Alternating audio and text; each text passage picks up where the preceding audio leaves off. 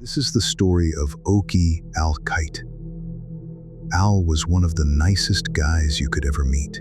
Born in North Carolina in 1951, he grew up in a small farming town, went to college, and spent the next 3 decades traveling all across the country for work.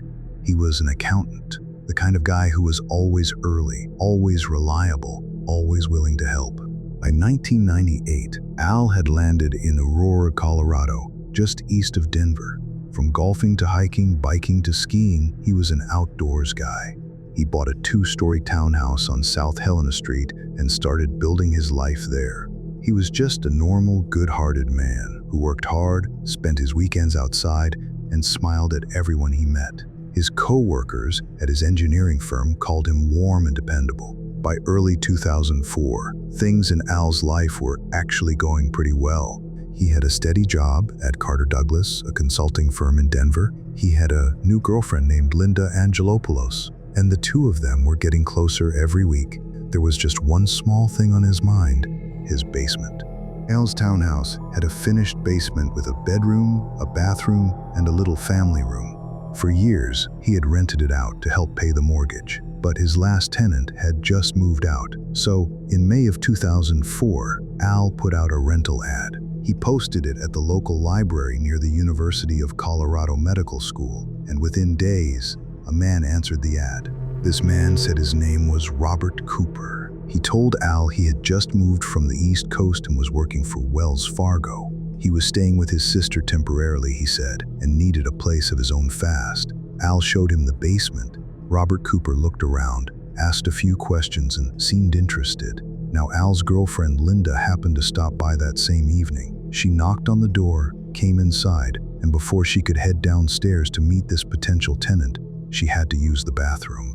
When she came out, Robert Cooper was already walking out the front door. He didn't say hi, he just left. Linda only caught the side of his face for a split second, but she noticed a few things. He was well dressed, like he wore nice clothes on purpose. He was in his 40s, had dark wavy hair, and he walked with a limp. He was carrying a cane in his right hand. And then Al told her, "Looks like he doesn't want the place." Linda was actually relieved. Something about this man had given her a bad feeling she couldn't quite explain. But then, a few days later, Robert Cooper called Al back. He had changed his mind. He wanted to move in, and he offered Al a deposit on the spot. Al, being the trusting, generous man he was, said yes. He handed Robert Cooper a key to his home on May 18, 2004, 4 days before Al-Kite would die. Saturday, May 22nd started like a completely normal day for Al. He woke up early and drove Linda to the airport. She was leaving for a week-long trip. At the terminal, they said their goodbyes before she headed inside. Al came home, fixed a broken pipe in the basement with one of his neighbors, and went on with his afternoon. At 3:30 p.m., Linda landed at her destination and called Al. He answered right away. They talked for a few minutes, catching up, and then said goodbye. That was the last time anyone knowingly heard Al-Kite's voice. 2 days later, Monday, May 24th, Al didn't show up for work. His co-workers called his phone, no answer. They called again, but again, no answer. They contacted his sister Barbara, who lived in Virginia. She hadn't heard from him either, so she called the Aurora Police Department and asked them to check on her brother. Officers drove out to 2002 South Helena Street that afternoon. They knocked on the door over and over again, but no one answered. They broke down the door and went inside. Everything inside looked normal at first. They moved through the main floor, then upstairs, and then they went down to the basement. And guess what they found out there? The lead detective on the case later described it as the worst crime scene he had ever seen in his entire career. Al-Kite was lying face down on the floor. He had been tied up, his hands bound behind his back, his feet tied to his wrists, completely helpless. The killer had tortured him for hours. The injuries on Al's body were brutal and deliberate. His feet had been beaten, a method of torture known as falaka, commonly used in parts of Turkey and Eastern Europe. Kitchen knives had been used on him. He was stabbed 22 times, and at the end of it all, his head was nearly severed. This wasn't a robbery gone wrong. This wasn't a crime of passion. This was planned. After killing Al, the killer ate food from his kitchen, took a shower in his bathroom, slept in his bed, and wore some of his clothes. The next morning, the killer cleaned everything. Every surface wiped down for fingerprints. Bleach poured down the drains. 6 to 12 kitchen knives dropped into a sink filled with Clorox, along with a pen, a drinking glass, a honing rod, and Al's car keys. The key to the basement apartment, the one Al gave Robert Cooper, was also in that sink. But the killer had forgotten two things: a bloodstain on the stairs leading down to the basement, and a crumpled-up rental application sitting in the trash can. Detectives pulled that rental application out of the trash and read through it. Name: Robert Cooper. Address: a building on the University of Colorado Medical School campus. Social security number belonged to an unrelated woman who had nothing to do with this case. Phone number: a burner phone, the prepaid kind you pick up at a convenience store. Every single detail was fake, and here's where it gets even more unsettling. The person who bought that burner phone purchased it near the University of Colorado Medical School, and they waited exactly 30 days to activate it. That was the exact amount of time the store kept its security footage before recording over it. This was not a coincidence. When detectives traced that phone's call history, they found something chilling. Robert Cooper had called dozens of people. Every single one of them was a landlord or property owner with a rental listing. He had been shopping not for an apartment, for a victim. He had visited at least 3 or 4 other rental properties in the weeks before he answered Al's ad, and every time he was a slightly different person. At one property, he walked with a cane and had a limp. At another, he walked just fine without any help at all. Sometimes he had an accent. One woman, a professor who taught Romanian, said he sounded Eastern European. Other times, he said almost nothing in a quiet, flat American voice. To some witnesses, he looked like he was in his mid-30s. To others, he seemed to be in his early 50s.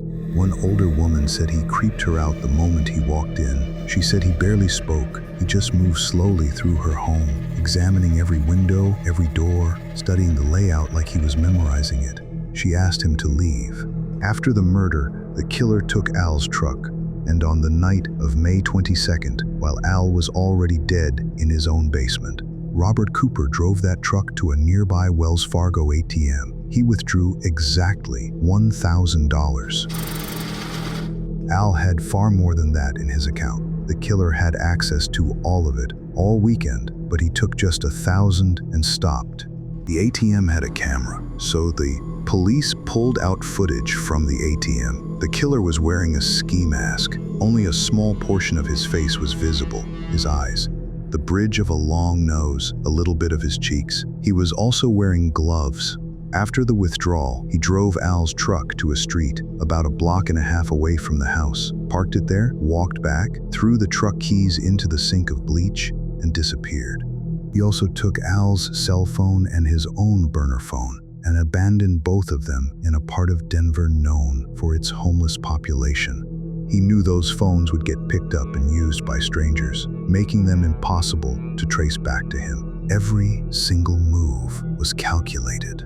Detectives threw everything they had at this case. They traced the phones, pulled ATM records, interviewed every neighbor and every person who had encountered Robert Cooper at other rental properties. They worked with the FBI. In 2017, the DNA left on those basement stairs was used to create a computer-generated image of the suspect through a process called DNA phenotyping. The image showed a white male, somewhere between 40 and 50 years old at the time of the murder, with ancestry tracing back to the Balkan region of southeastern Europe. Detectives put together a profile. The killer may have had ties to the East Coast, possibly New Jersey.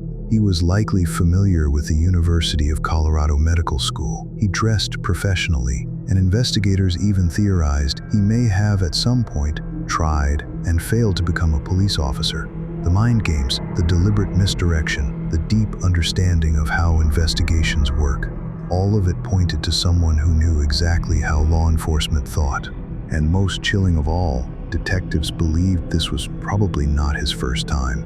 One name kept coming up in the years following the murder: Israel Keyes. Israel Keyes was a serial killer who operated in complete silence for over a decade. He would fly into a city, rent a car, drive hundreds of miles out of his way, kill a total stranger for no reason, and vanish.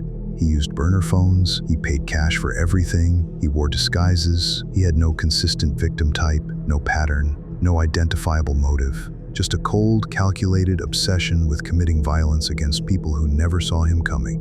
When Al-Qaeda was murdered in 2004, Keyes was 26 years old. Young, but not impossible, especially for someone using disguises to appear older or younger at will.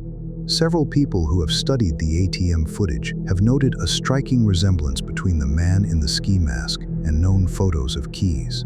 Keyes was arrested in 2012 and died by suicide in his prison cell that same December. He took everything he knew with him. Whether he was responsible for what happened to Al-Qaeda has never been confirmed.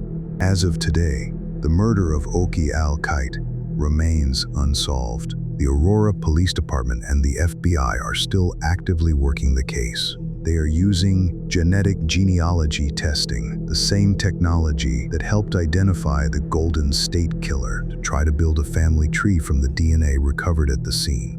Detective Tom Sobieski, who has worked this case for over 20 years, has never stopped. He believes the killer is a very meticulous psychopath and that finding him is only a matter of time. Al's sister Barbara said it best. She said the killer brought his own torturing kit.